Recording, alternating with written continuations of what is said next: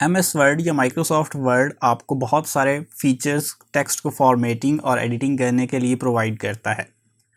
मगर अगर कोई फ़ीचर ऐसा है जो आपको माइक्रोसॉफ्ट वर्ड में अवेलेबल नहीं है, पहले से मौजूद नहीं है, तो उसके लिए आप क्या करेंगे या क्या कर सकते हैं।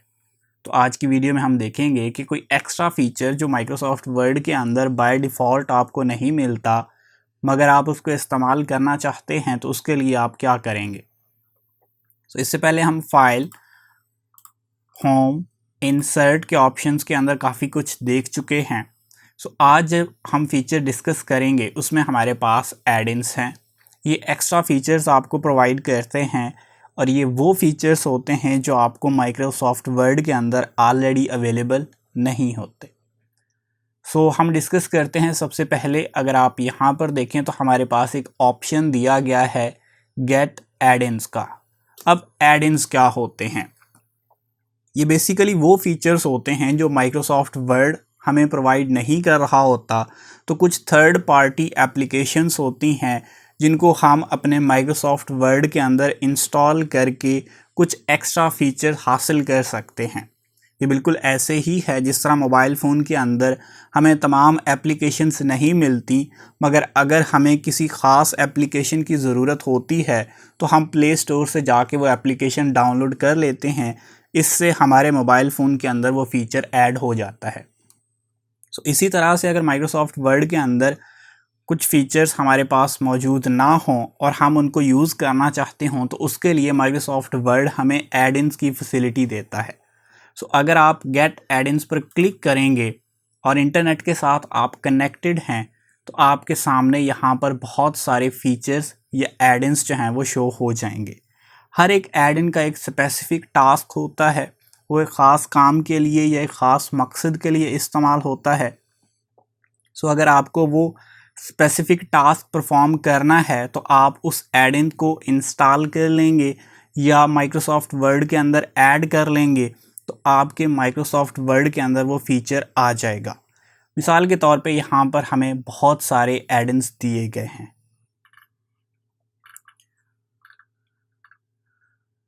इसके लिए आपका इंटरनेट का कनेक्शन होना ज़रूरी है, क्योंकि ये सारे के सारे ऑनलाइन हम डाउनलोड करेंगे। मेरे पास यहाँ पर एक एड-इन है केम विज़ार्ड का। ये बेसिकली यूज़ होता है कि अगर आपने केमिस्ट्री रिलेटेड कोई टास्क करना है, उसके अंदर हमारे पास कोई केमिस्ट्री से रेलेवेंट रिपोर्ट बनानी है या कुछ स्ट्रक्चर्स ड्रॉ करने हैं, तो आप इस एड-इन को ऐड कर लेंगे अपने माइक्रोसॉफ्ट वर्ड के अंदर। तो इससे आपको केमिस्ट्री रिलेटेड बहुत सारे फीचर्स जो हैं वो मिल जाएंगे। हम इसको ऐड करके देखते हैं कि ये हमें क्या क्या फैसिलिटीज़ प्रोवाइड करता है। इसके लिए मैं सिंपली ऐड के बटन पर क्लिक करूँगा। जैसे ही मैं ऐड के बटन पर क्लिक करता हूँ तो मुझे सिंपली जो है वो इसका लाइसेंस टर्म्स को एक्सेप्ट करने का कहा जा रहा है। मैं इसको कंटिन्यू पर क्लिक करता हूँ, तो उसके बाद मेरे पास ये माइक्रोसॉफ्ट वर्ड के अंदर डाउनलोड हो जाएगा। एक और मेरे पास अहम एड-इन है मैथ टाइप। अगर मैंने कोई मैथ की इक्वेशन लिखनी है और मुझे कुछ सिंबल्स जो हैं वो ऑलरेडी वर्ड के अंदर अवेलेबल नहीं हैं, या मुझे वर्ड के अंदर पहले से जो मौजूद सिंबल्स हैं उनमें वो सिंबल्स नहीं मिल पा रहे जो मैं ऐड करना चाहता हूँ, तो उसके लिए मैं सिंपली इस एड-इन को ऐड कर सकता हूँ। इससे मुझे कोई भी मैथमेटिकल फार्मूला लिखने में आसानी होगी। मैं यहाँ पर सिंपली ऐड के बटन पर क्लिक करूँगा, एग्री करना है इसके लाइसेंस को और कंटिन्यू पर क्लिक करना है। तो अब ये मेरे पास एड-इन जो है वो ऐड हो चुका है। उसके बाद मैं इसको यूज़ करके किसी भी फार्मूले को लिख सकता हूँ। मैं यहाँ पर इसको टाइप क्लिक करता हूँ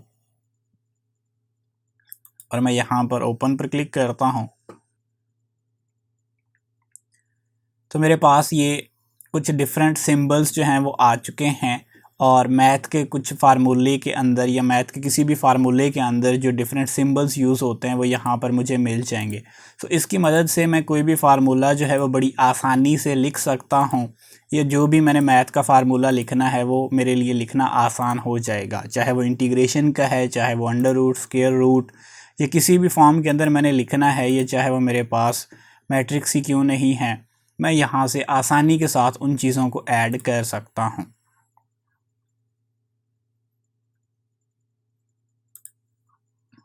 अब मैं यहाँ से सिलेक्ट करूँगा और वैल्यूज़ ऐड कर दूँगा, तो इस तरह से मेरे पास एक मैट्रिक्स जो है वो बन जाएगा।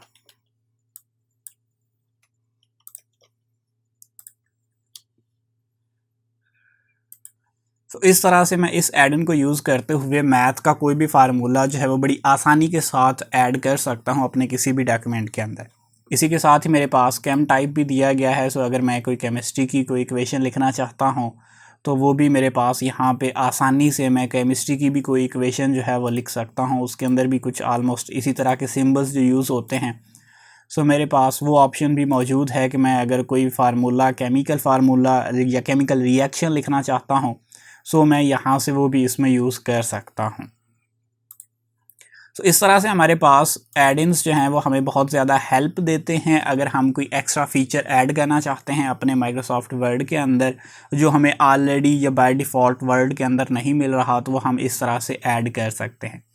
अब अगर आपने कुछ एड-इन्स जो हैं वो इंस्टॉल कर लिए हैं और आप देखना चाहते हैं कि आपके पास कौन कौन से एड-इन्स जो हैं वो आपने ऐड कर लिए हैं, तो आप सिंपली माई एड-इन्स पर क्लिक करेंगे तो यहाँ पे आपको वो एड-इन्स जो हैं उसकी लिस्ट मिल जाएगी जो आपने रिसेंटली जो है वो यूज़ किए हैं, या आपके इस टाइम पे इस ऑफिस के अंदर कौन कौन से एड-इन्स जो हैं वो ऐड हो चुके हैं, तो यहाँ पे आपको वो लिस्ट मिल जाएगी। एक एड-इन्स जो हमें बाय डिफ़ॉल्ट मिलता है माइक्रोसॉफ्ट वर्ड के साथ वो विकीपीडिया का है। सो इसको अगर हम ऐड कर लेते हैं तो इसकी मदद से हम विकीपीडिया से बहुत सारी इन्फॉर्मेशन जो है वो सर्च कर सकते हैं। जो इन्फॉर्मेशन विकीपीडिया पे मौजूद होगी, पड़ी होगी, वो यहाँ से हम इजीली एक्सेस कर सकते हैं। सो आपको जो भी इन्फॉर्मेशन चाहिए आप वो सिंपली इस एड इन के अंदर सर्च करेंगे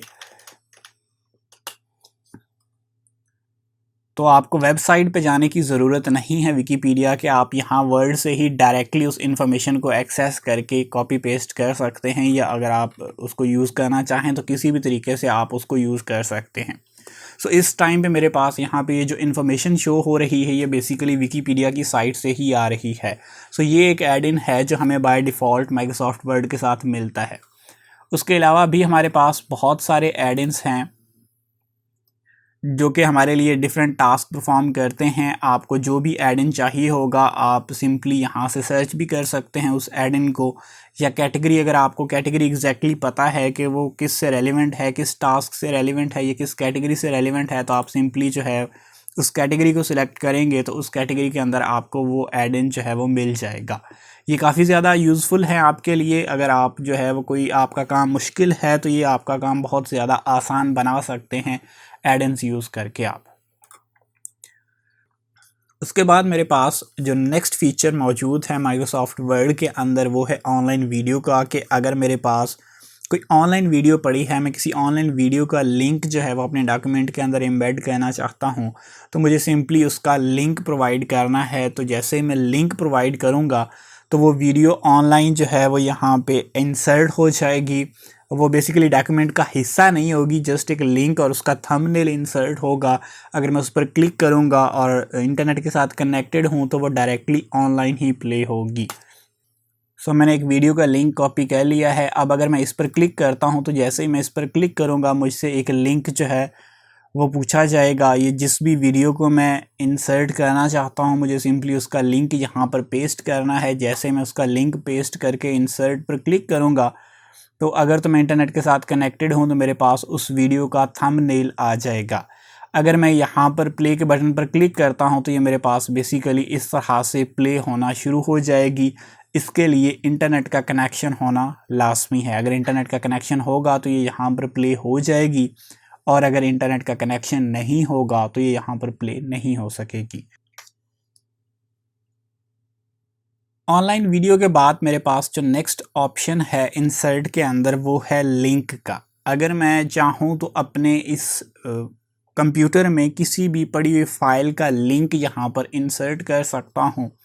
सो अगर मैं इस पर क्लिक करता हूँ तो मेरे सामने ये ऑप्शन आ जाता है कि मुझे अपने इस कंप्यूटर से जो फाइल इसके अंदर एम्बेड करनी है, इंसर्ट करनी है, जिसको लिंक करना है, मैं सिंपली उस फाइल को यहाँ से सिलेक्ट करूँ।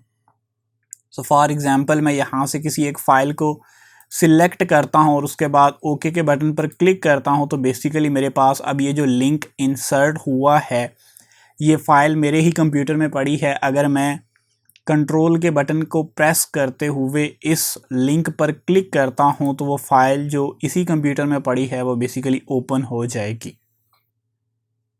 तो इस तरह से मैं अपने इस कंप्यूटर में पड़ी हुई किसी भी दूसरी फाइल का लिंक बना के उसको अपने इस डॉक्यूमेंट के अंदर एम्बेड कर सकता हूं या इंसर्ट कर सकता हूं। उसके बाद मेरे पास जो एक अहम फीचर है वो है बुकमार्क का।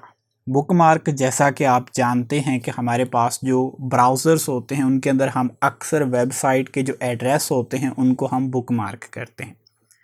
इसी तरह से मेरे पास अगर माइक्रोसॉफ्ट वर्ड के अंदर कुछ अहम टॉपिक्स हैं या मैं कुछ चीज़ों को बुकमार्क करना चाहता हूं तो मैं उनको बुकमार्क कर सकता हूं। उसके लिए मुझे सिंपली करना क्या है, मुझे सिलेक्ट करना है कि मैं किस को बुकमार्क करना चाहता हूं। सो फॉर एग्ज़ाम्पल मेरे पास यहाँ पे ये पहला टाइटल है व्हाट इज़ लॉरेम इप्सम। मैं इसको बुकमार्क करना चाहता हूँ तो उसके लिए मैं इसको सिलेक्ट करता हूँ। उसके बाद बुकमार्क पर क्लिक करता हूँ तो मुझे सबसे पहले बुकमार्क का नेम बताना है। सो मैं यहाँ पे बुकमार्क का नेम लिख देता हूँ लॉरेम इप्सम। अब इसमें एक चीज़ का ख्याल रखें कि आप स्पेस यूज़ नहीं कर सकते। जो नाम आप रखेंगे बुकमार्क का इसमें आप स्पेस नहीं दे सकते। अगर आप स्पेस दे के कुछ लिखेंगे तो आप ऐड नहीं कर सकेंगे। सो मैं स्पेस की बजाय यहाँ पे अंडरस्कोर यूज़ कर रहा हूँ। अब मेरे पास ये नाम जो है वो सेव हो जाएगा। उसके बाद मैं इसको ऐड के बटन पर क्लिक करता हूँ। तो जैसे ही मैं ऐड के बटन पर क्लिक करता हूं तो मेरे पास अब इस पे बुकमार्क जो है वो ऐड हो चुका है। इसी तरह से मैं इस एक और बुकमार्क बना लेता हूं। इसका मैं नाम रख देता हूं यूजेस।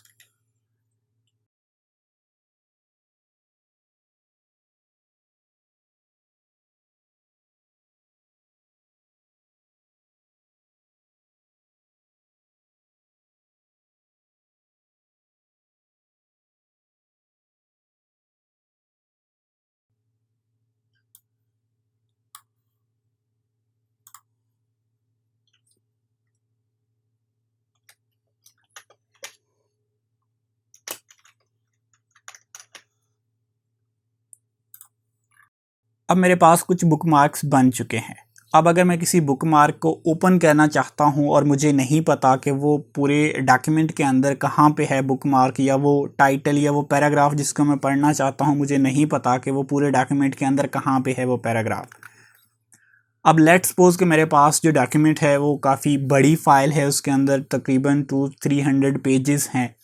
अब मैं अगर उसमें से किसी स्पेसिफिक बुकमार्क को सर्च करना चाहता हूँ तो बजाय इसके कि मैं स्क्रॉल डाउन करके पूरी बुक में से सर्च करूं उसके लिए सिंपली मुझे क्या करना है कि मैं किसी भी पेज पे मौजूद हूं, मैं यहाँ बुकमार्क पर क्लिक करूँगा और जिस बुकमार्क पर मैं पहुँचना चाहता हूँ मैं सिंपली उस बुकमार्क को सिलेक्ट करूँगा और गो टू के बटन पर क्लिक कर दूँगा। जैसे ही मैं उस बुकमार्क को सिलेक्ट करके गो टू के बटन पर क्लिक करूँगा मुझे डॉक्यूमेंट के उस पेज पे और उस पैराग्राफ पे एग्जैक्टली पहुंचा दिया जाएगा जहां पे वो बुकमार्क मौजूद है। सो अभी मैं अगर लॉरेम इप्सम पे जाना चाहता हूं तो जैसे ही मैं गो टू के बटन पर क्लिक करता हूं तो मैं एग्जैक्टली उस जगह पर पहुंच चुका हूं जहां पे मेरे पास ये बुकमार्क मौजूद है। ठीक है। सो इस तरह से बुकमार्क जो है वो हमें ईजीली पूरे डॉक्यूमेंट के अंदर कुछ स्पेसिफिक या कुछ ख़ास चीज़ें जो हम बार बार जिनके साथ जो है वो रेफरेंस करना चाहते हैं, जिनको बार बार पढ़ना चाहते हैं, तो बजाय इसके कि हम बार बार उनको सर्च करें इसके लिए हम सिंपली उनको बुकमार्क कर सकते हैं और फिर बाद में बुकमार्क की लिस्ट में हम इजीली आके उनको फाइंड करके या उनकी लोकेशन पे डायरेक्टली पहुंच सकते हैं। एक तो बुकमार्क का हमें यहाँ पे फ़ायदा होता है। उसके अलावा हमें बुकमार्क का फ़ायदा होगा क्रॉस रेफरेंस बनाते हुए। क्रॉस रेफरेंस क्या होता है? क्रॉस रेफरेंस बिल्कुल ऐसे ही है जिस तरह से आपने कोई विकीपीडिया के अंदर अक्सर सर्च किया होगा।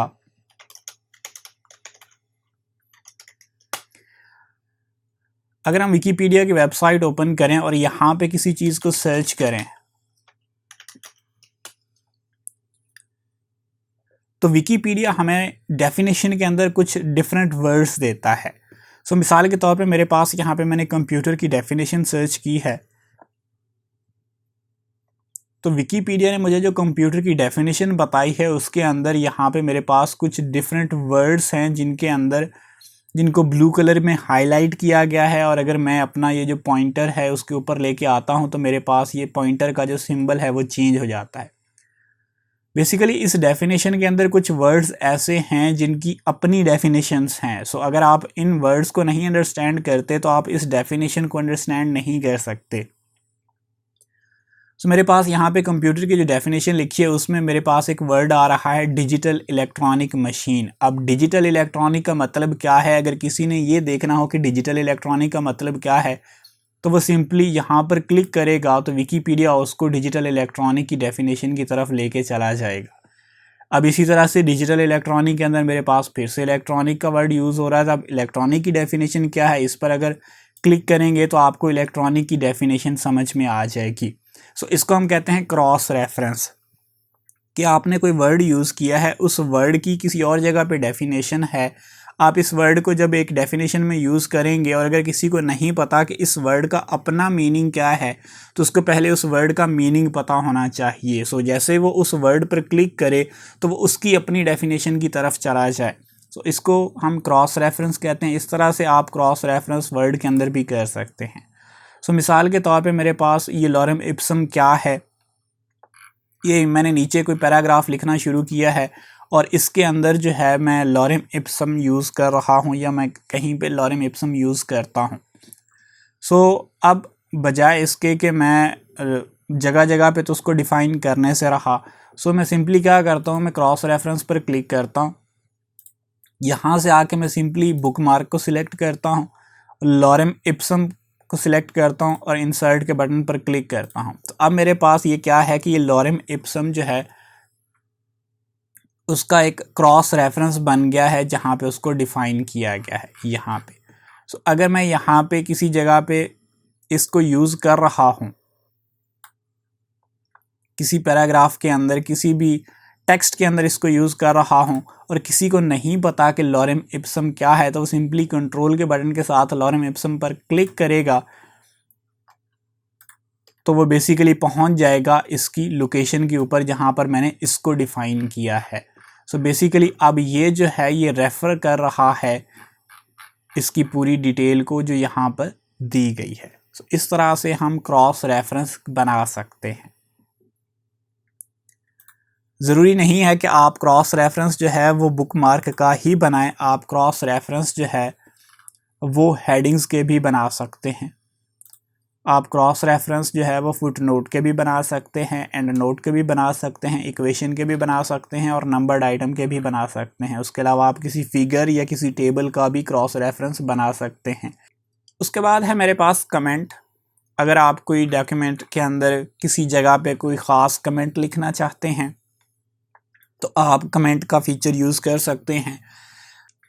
मिसाल के तौर पे आप कोई एक बुक पढ़ रहे हों अगर, तो आप उसके अंदर कोई एग्जांपल ऐड करना चाहते हो या कोई एक चीज़ जो आपको लगता हो कि जिसके बारे में आप कोई एक्सप्लेनेशन बाद में ऐड करना चाहते हैं या उसके साथ कोई नोट ऐड करना चाहते हैं, तो आप सिंपली जो है वो कमेंट के बटन पर क्लिक करके किसी भी एक स्पेसिफिक पॉइंट के ऊपर जो है वो कमेंट ऐड कर सकते हैं। तो फॉर एग्ज़ाम्पल मेरे पास यहाँ पे लॉरेम इप्सम के बारे में बात की गई है। अगर मैं लॉरेम इप्सम का कुछ टेक्स्ट जो है वो यहाँ पे कमेंट में ऐड करना चाहता हूँ तो मैं सिंपली यहाँ पर सिलेक्ट करता हूँ और उसके बाद कमेंट के ऑप्शन पर क्लिक करता हूँ, तो यहाँ पे मैं लॉरेम इप्सम का कुछ भी टेक्स्ट जो है वो ऐड कर सकता हूँ। तो अब मैं यहाँ पे कमेंट के अंदर एज एग्जांपल जो है वो कुछ लॉरेम इप्सम का टेक्स्ट जो है वो ऐड कर सकता हूँ। इससे अब मेरे पास ये कमेंट के अंदर सेव रहेगा कि लॉरेम इप्सम का टेक्स्ट जो है वो किस तरह का होता है, या मुझे कैसे पता चलेगा कि ये लॉरेम इप्सम है। उसके बाद मेरे पास नेक्स्ट फीचर है हेडर और फुटर और पेज नंबर का। अब हेडर क्या होता है, बेसिकली हम अक्सर जो ऑफिसेस हैं उनके अंदर देखते हैं कि एक लेटर हेड होता है जिसके ऊपर हेडर के ऊपर कुछ स्पेसिफिक टेक्स्ट या लोगो वगैरह दिया होता है। सो अगर आप कोई इस तरह का लेटर वगैरह डिज़ाइन कर रहे हैं या लेटर हेड डिज़ाइन कर रहे हैं जिसमें हेडर और फुटर के ऊपर कुछ स्पेसिफिक टेक्स्ट लिखा हुआ हो, तो उसके लिए आप यहाँ से हेडर और फुटर को ऐड कर सकते हैं। उसके लिए सिंपली आपने अगर हेडर और फुटर ऐड करना है तो यहाँ पर क्लिक करेंगे, आपको कुछ डिफरेंट डिज़ाइंस दिए हुए हैं कि आप किस तरह का हेडर या फुटर यहाँ से ऐड करना चाहते हैं। तो आप यहाँ पर सिंपली सिलेक्ट करेंगे तो ये ऊपर का जो एरिया है इसको हम हेडर कहते हैं और पेज के बॉटम का जो एरिया है इसको हम फुटर कहते हैं। तो आप यहाँ पे कोई भी टेक्स्ट अगर लिखना चाहें तो आप टेक्स्ट लिख सकते हैं। तो फॉर एग्ज़ाम्पल मैं यहाँ पे लिख देता हूँ, अपना नाम ही लिख देता हूँ। तो इस तरह से आप कोई टेक्स्ट ऐड कर सकते हैं। अगर आप चाहें तो आप यहाँ पे कोई इमेज इंसर्ट कर सकते हैं। सो मैं इमेज में आके, पिक्चर में आके कोई इमेज यहाँ से इंसर्ट कर देता हूँ। तो फॉर एग्ज़ाम्पल मेरे पास ये मेरी इमेज ही है तो मैं इसको इंसर्ट कर सकता हूँ।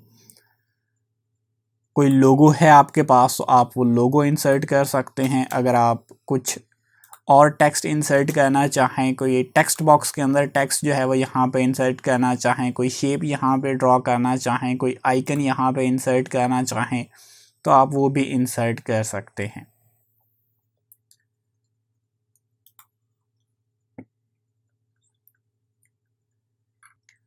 इसी तरह से हम यहाँ पे फुटर भी ऐड कर सकते हैं। फुटर के अंदर मोस्टली जो चीज़ हम ऐड करते हैं वो बेसिकली हमारे पास पेज नंबर होता है।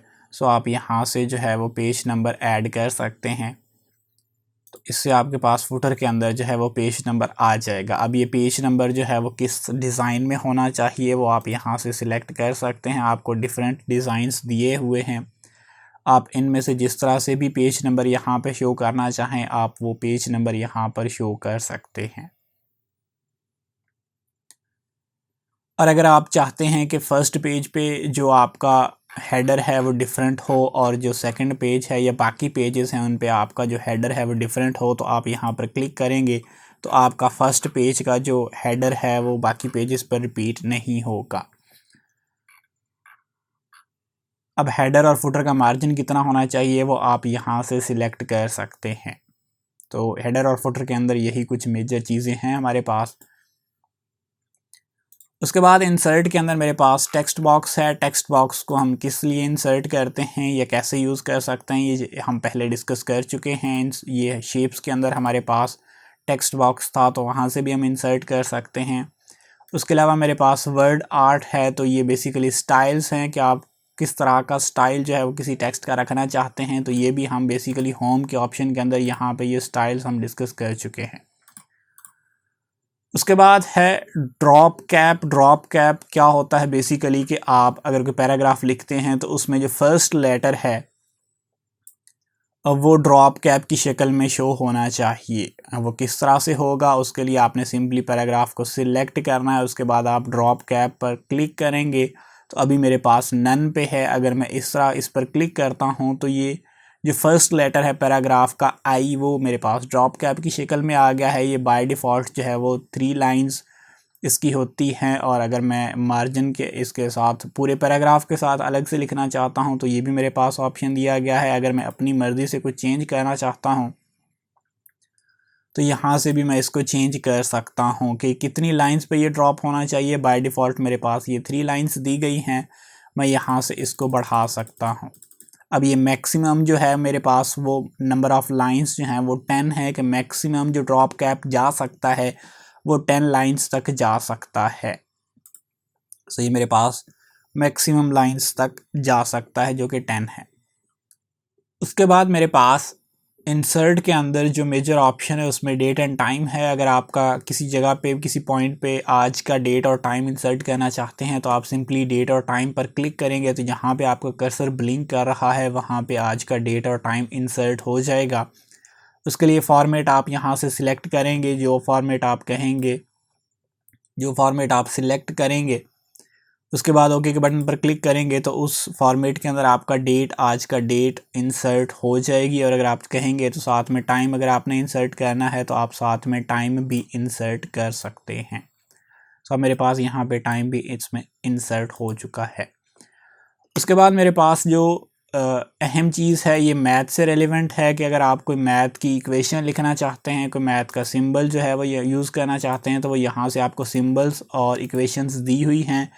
बाय डिफ़ॉल्ट ये आपको बहुत सारी इक्वेशंस दी हुई हैं। अगर आप इन इक्वेशन में से किसी एक इक्वेशन को यूज़ करना चाहते हैं तो आप सिंपली उस पर क्लिक करेंगे वो इक्वेशन आपके पास यहाँ पे इंसर्ट हो जाएगी। अब इसमें जो वैल्यूज़ आप चेंज करना चाहते हैं आप सिंपली उसको सिलेक्ट करके आप यहाँ से उस वैल्यू को चेंज कर सकते हैं। जस्ट आपने सिलेक्ट करना है और जो वैल्यू आप रखना चाहते हैं आप सिंपली उस वैल्यू को प्रेस कर देंगे।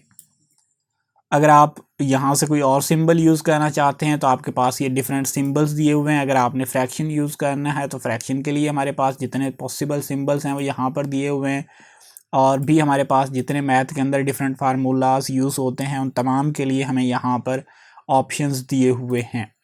और अगर आपने जो फार्मूला यूज़ करना है वो यहाँ पे आपको अवेलेबल नहीं है तो उसका सोल्यूशन भी मैंने आपको बता दिया है कि उसके लिए हम सिंपली जो है वो इक्वेशन या मैथ टाइप को यूज़ कर सकते हैं। अब इक्वेशन जो है वो हम मुख्तलिफ़ तरीके से लिख सकते हैं। इंसर्ट के अंदर हमें किसी भी इक्वेशन को लिखने के 3 डिफरेंट ऑप्शंस जो हैं वो यूज़ कर सकते हैं हम। एक तो है यहाँ से हम बाय डिफ़ॉल्ट किसी इक्वेशन को सिलेक्ट कर लें, दूसरा है कि हम यहाँ से इंसर्ट न्यू इक्वेशन पर क्लिक करें और अपनी पूरी इक्वेशन खुद से टाइप करें। सो अगर आपने किसी जो इक्वेशन को टाइप करना है उसका फार्मूला आपको बाय डिफ़ॉल्ट नहीं मिलता तो आप पूरा फार्मूला खुद से लिख सकते हैं। यहाँ से आप सिंबल्स यूज़ कर सकते हैं, यहाँ से आप फ्रैक्शन यूज़ करके कोई भी फार्मूला जो आप लिखना चाहें वो आप लिख सकते हैं। सो यहाँ पे आपको ऑलमोस्ट हर तरह की मैथ रेलिवेंट ब्रैकेट्स दी गई हैं, आपको इक्वेशन के सिंबल्स दिए गए हैं, आपको इक्वेशंस दी गई हैं। सो आपकी जो भी इक्वेशन होगी वो यहाँ पे आप हर तरह से उसको लिख सकते हैं।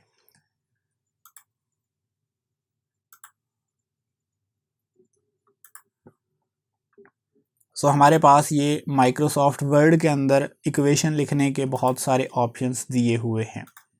उसके अलावा अगर आप खुद से टाइप करना चाहते हैं इक्वेशन को तो आपको इंक इक्वेशन का एक ऑप्शन दिया गया है। इंक इक्वेशन का फ़ायदा क्या है?